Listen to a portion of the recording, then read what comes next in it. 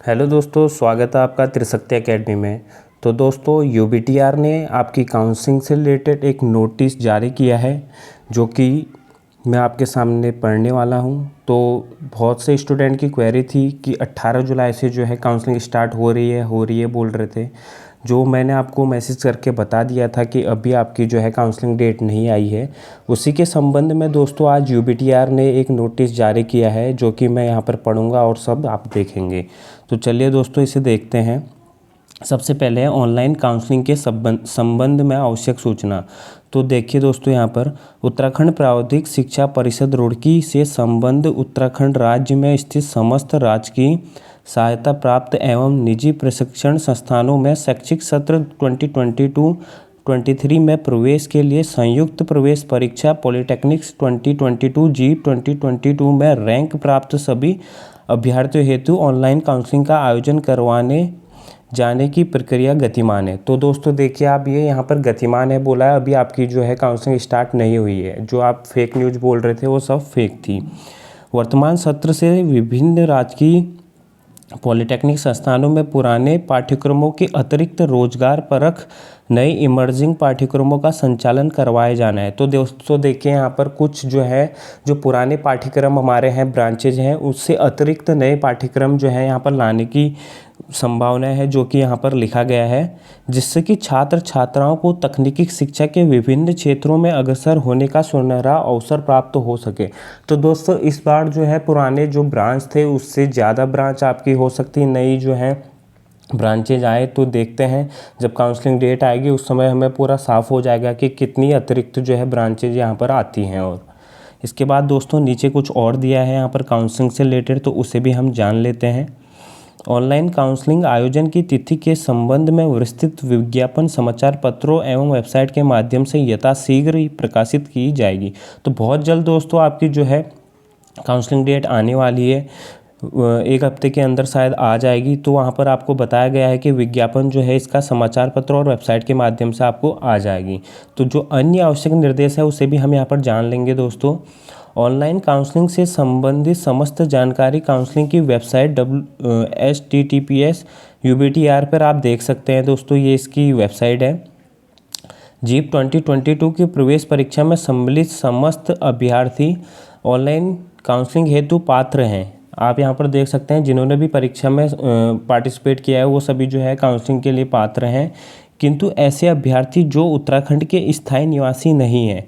तो यहाँ पर जो उत्तराखंड के स्थायी निवासी नहीं है एवं पाठ्यक्रम में प्रवेश हेतु न्यूनतम अर्हता परीक्षा उत्तराखंड से उत्तीर्ण नहीं है, काउंसलिंग हेतु पात्र नहीं होंगे। तो यहाँ पर साफ साफ लिखा गया है जो यहाँ पर उत्तराखंड के स्थायी निवासी नहीं है और जिनकी जो एलिजिबिलिटी है अपने ब्रांच में, वो अगर उन्होंने उत्तराखंड से पास नहीं की है तो काउंसलिंग में जो है पार्टिसिपेट नहीं कर पाएंगे। किसी भी आरक्षण का लाभ लेने के लिए अभ्यर्थी को उत्तराखंड का स्थायी निवासी होना अनिवार्य होगा। तो आप यहाँ पर देख सकते हैं कि अगर आपको आरक्षण चाहिए तो आपके पास जो है स्थायी निवास प्रमाण पत्र होना चाहिए, जिसे प्रवेश के समय आवंटित संस्था में जमा करना अनिवार्य हो गया। तो स्थायी निवास जिन्होंने भी स्टूडेंट ने नहीं बनवाया है वो बनवा लीजिएगा। जो आपका एडमिशन होगा उस टाइम पे वहाँ पर आपको कॉलेज में जो है जमा करना अनिवार्य है। अतः ऐसे अभ्यर्थी जिनके पास उत्तराखंड स्थायी निवास का प्रमाण पत्र न हो एवं वे पाठ्यक्रम हेतु न्यूनतम अर्हता उत्तराखंड से उत्तीर्ण हो, ऑनलाइन रजिस्ट्रेशन के समय विशेष ध्यान दें एवं सही जानकारी उपलब्ध कराएं। तो यहाँ पर देख सकते हैं कि यहाँ पर उत्तराखंड का स्थायी निवासी होना चाहिए या उसने जो है उत्तराखंड से अपना मिनिमम एजुकेशन क्वालिफिकेशन जो यहाँ पर अलग अलग ब्रांचों के लिए है वो उत्तराखंड से उत्तीर्ण होनी चाहिए। तो आप ये समझ चुके होंगे। इसके बाद दिखाया दोस्तों, अभ्यर्थियों द्वारा आरक्षण से संबंधित समस्त प्रमाण पत्र उत्तराखंड शासन द्वारा जारी निर्धारित प्रारूप पर उपलब्ध कराने होंगे। तो देख सकते हैं दोस्तों, जिनकी भी कैटेगरी है सब आप जो है अपने प्रमाण पत्र बना लीजिएगा। इसके बाद दोस्तों जो है जिन अभ्यर्थियों का प्रथम काउंसलिंग के माध्यम से राजकीय एवं राजकीय सहायता प्राप्त संस्थान में कोई पाठ्यक्रम आवंटित हो तो वे अभ्यर्थी निर्धारित समयावधि में प्रदेश में किसी भी निकटतम राजकीय एवं राजकीय सहायता प्राप्त पॉलिटेक्निक्स में आवश्यक अभिलेख अलॉटमेंट लेटर के अनुसार एवं शिक्षण शुल्क 8,000 के साथ उपस्थित होकर प्रवेश की कार्यवाही पूरा करा सकते हैं। तो आपको जो है एडमिशन अपने नज़दीकी कॉलेज में जो है करवाना है। ऐसा नहीं है कि आपको अगर दूर कॉलेज मिला है तो एडमिशन कराने आपको उसी कॉलेज में जाना पड़ेगा, ऐसा नहीं है। आप अपने जो घर के नज़दीक कॉलेज पड़ता है उसमें एडमिशन करवा सकते हैं, जो कि आपका शिक्षण शुल्क 8,000 पड़ेगा। इसके बाद दोस्तों है प्रवेश के इच्छुक अभ्यर्थी ऑनलाइन काउंसलिंग में इंटरनेट के माध्यम से अपने घर, शहर, गांव में कहीं से भी काउंसलिंग में सम्मिलित हो सकते हैं। तो आपका जो है काउंसलिंग ऑनलाइन काउंसलिंग होगी, चाहे आप कहीं से भी कीजिए, फ़ोन से, लैपटॉप से, कहीं से भी आप कर सकते हैं। इसके बाद दोस्तों कुछ और चीज़ें हम देख लेते हैं। शासनादेश संख्या जो भी है, फिर उसके बाद दिनांक 19/1/2011 एवं यथा संशोधित संस्थान शासनादेश संख्या दिनांक 20 जून 2012 के द्वारा राज्य के समस्त राजकीय एवं निजी तकनीकी शिक्षण संस्थानों में त्रिवर्षीय पाठ्यक्रम में tuition fees waiver scheme TFW दोस्तों, जो मैं आपको पहले ही बता चुका हूं, अनिवार्य रूप से लागू की गई है। तो TFW यहाँ पर 3 वर्षीय पाठ्यक्रम में लागू की है, जिसके अंतर्गत प्रत्येक संस्थान के प्रत्येक त्रिवर्षीय पाठ्यक्रम की स्वीकृति प्रवेश क्षमता के 5% अतिरिक्त सीटें जो है उत्तराखंड के स्थायी निवासी के लिए आरक्षित की गई है। जिनके अभिभावकों की किसी भी स्रोत से वार्षिक आय 4.5 लाख से कम हो, ऐसे प्रवेशित अभ्यर्थियों से संपूर्ण पाठ्यक्रम हेतु शिक्षण शुल्क नहीं लिया जाएगा। तो अगर जो है आपकी इनकम जो है सभी स्रोतों से अभिभावक की 4.5 लाख से कम है तो आप TFW सीट के लिए पात्र होंगे। यहाँ पर 5% सीट जो है उत्तराखंड के स्थायी निवासियों के लिए आरक्षित की गई है TFW में।